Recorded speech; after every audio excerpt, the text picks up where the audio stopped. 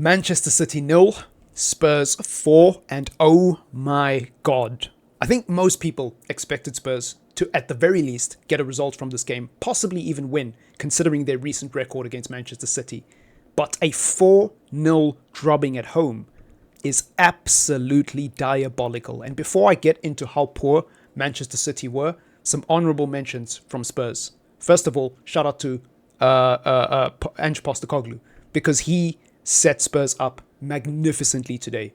They were pragmatic, more pragmatic than I've ever seen Spurs play under Ange Postecoglou. They weren't pressing high up. They were playing almost a mid-block, and I was paying a lot of attention to their pressing structure.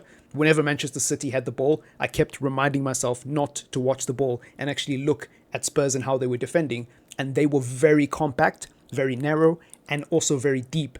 Well, they weren't that deep, but for Spurs' standards, they were deep, right? They were playing in a mid-block, which for Spurs is pretty deep, considering they always play a high line and they always play a high press. So shout out to Ange, because he set Spurs up perfectly, and their game plan worked to perfection. Shout out to some individuals. Kulu, brilliant performance. Unreal performance from Kulusevski. Honestly, he's one of my favorite players who doesn't play for my club. Genuinely speaking. And there's a couple of them at Spurs, because I also love Heung-min Son. If you've been a long-time viewer of the channel, you know that Son is my boy. But Kulusevski, I am in love with footballers like him. He is such a joy to watch when he's on it. And speaking of a joy to watch, James Maddison.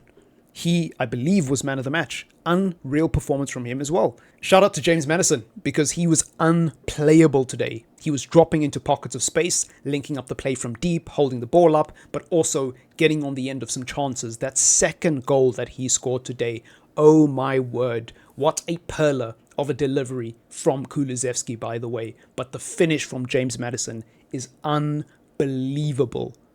Just unreal. I can't remember if it was the first or the second goal, because he also scored a chip. So both his goals were actually pretty fire, to be honest. And the fact that I can't even remember the order of the goals tells you how brilliant Spurs were today.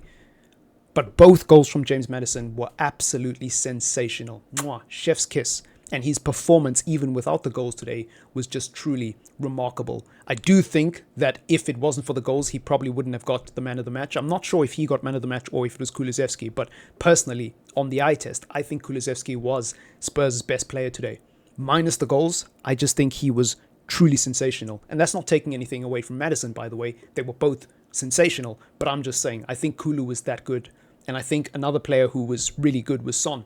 Son was unreal today. Not his best performance by any means, but really good and really refreshing, considering we haven't really seen the best of Heung-min Son in a Spurs shirt for a while now. Just unreal. Absolutely unreal. Probably a lot of other good performances in that team. Shout out to Pedro Porro. Really good goal, well taken, beautiful strike, and just an overall good performance. But let's talk about Manchester City. Pep Guardiola. Questions need to be asked of Pep Guardiola. And the reason why I avoid talking about Pep Guardiola is because he's such a successful manager, and obviously he manages a rival team to the team that I support. So whenever I criticize Pep Guardiola, it's obviously going to come across as very salty. It's obviously going to come across as if I'm just being a salty United fan. But truthfully speaking, I think this guy's running out of ideas. Not because of the 5 losses in a row. That's obviously a big factor. But when you look at Manchester City's performances recently, even the games that they have won, and when I say recently, I mean over the last 12 months, there have been a lot of issues in this Manchester City team. Having players like Rodri who can bail you out of trouble has been a big factor as to why this Manchester City team has been so good in the past. And I think now we finally have the proof of that, because without Rodri, we're now seeing how poor this Manchester City team is. And again, it's not just the absence of Rodri, because these issues were there when Rodri was in the team anyways. It's just that Rodri was so good, Manchester City were able to get away with it.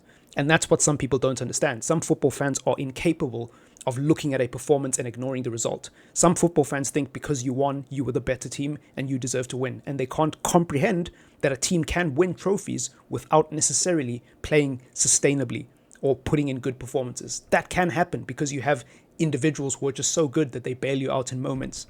And that's what's been happening with Manchester City for a while. The thing is with City, because they keep so much possession, people think they control and they dominate games.